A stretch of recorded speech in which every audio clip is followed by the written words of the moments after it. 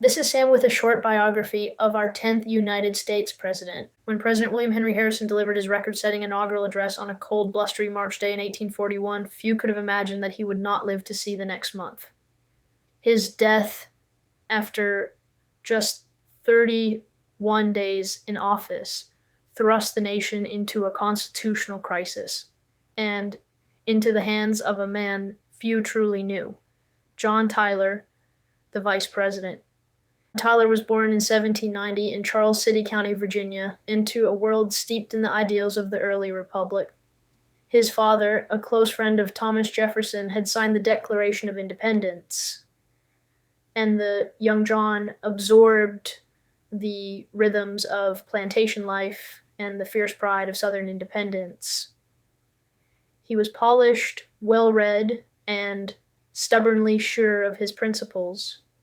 From early on, he believed that the power of the federal government should be small and the rights of states great. When he entered politics, first as a lawyer, then as a congressman, senator, and governor of Virginia, Tyler aligned himself with the old Jeffersonian Democrats. But the turbulent politics of the 1830s, especially Andrew Jackson's use of executive power, drove him away from the Democrats and toward the newly formed Whig Party. Still, his shifts was more tactical than heartfelt. His allegiance was to the Constitution as he read it, not to any man or movement. When the Whigs nominated the old hero Tippecanoe Harrison for president in 1840, they added Tyler to the ticket with a slogan that swept the nation, Tippecanoe and Tyler too. It was a catchy tune for the campaign trail, but once in office, the harmony ended quickly. After Harrison's sudden death, Washington was unsure what to do. The Constitution said little about succession, only that the vice president would assume the powers and duties of the office. Did that mean Tyler was acting president, or did he become president? Tyler made the choice himself. He rode to Washington, took the oath of office, and declared, "I am the president." Some scoffed at his audacity, but Congress eventually agreed, setting a vital precedent that would be followed 8 more times in American history.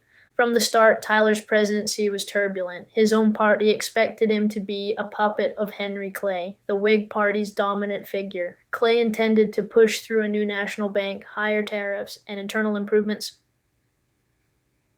the pillars of his American system. But Tyler, ever wary of centralized power, vetoed the national bank bills not once but twice. The Whigs were outraged. They called him a traitor, and his entire cabinet resigned in protest, except for Secretary of State Daniel Webster, who remained only long enough to conclude the Webster-Ashburton Treaty with Great Britain, thereby easing tensions along the U.S.-Canadian border. Political isolation followed.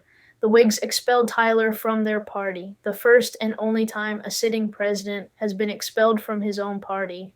Bereft of political allies, Tyler faced the remaining 3 years of his presidency, essentially alone, governing with a small circle of loyal advisors and family.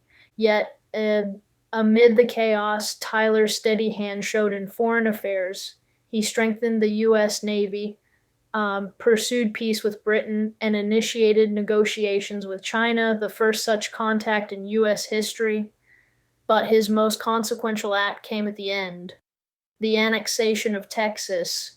Texas, once part of Mexico, won its independence in 1836 and sought admission to the Union. The issue was explosive. Northerners feared it would expand slavery and Southern power. Tyler saw it differently: an opportunity for national growth and destiny. In the face of opposition and just before leaving office, he secured Texas's annexation through a joint resolution of Congress in 1845.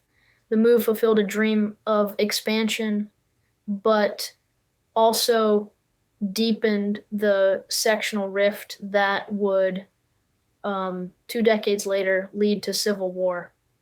After leaving Washington, Tyler returned to his estate, Sherwood Forest, aptly named for its owner's reputation as an outcast. He remarried to Julia Gardner, 30 years his junior and a former New York socialite, after his first wife's death. Together, they raised a large family and entertained visitors with grace and charm. But when the Civil War broke out in 1861, Tyler's loyalties lay with Virginia. He presided over peace conferences that tried and failed to hold the Union together. When secession came, he cast his lot with the Confederacy and was elected to its Congress. Before that body convened, however, he died suddenly in January 1862. The Union government refused to acknowledge his death formally. No flag flew at half-staff in Washington for the only former U.S. president who sided with the Confederacy. Time has rendered a more balanced verdict. John Tyler's presidency was one of trial, controversy, and courage. He was a man out of step with his time, principled to a fault, stubbornly independent, and guided by a constitutional compass he refused to abandon. Though often overlooked, his insistence that the presidency carried full authority upon succession shaped the office forever. History may remember him as his accidency, but he proved beyond doubt that the man who inherits the presidency may still leave a mark all his own.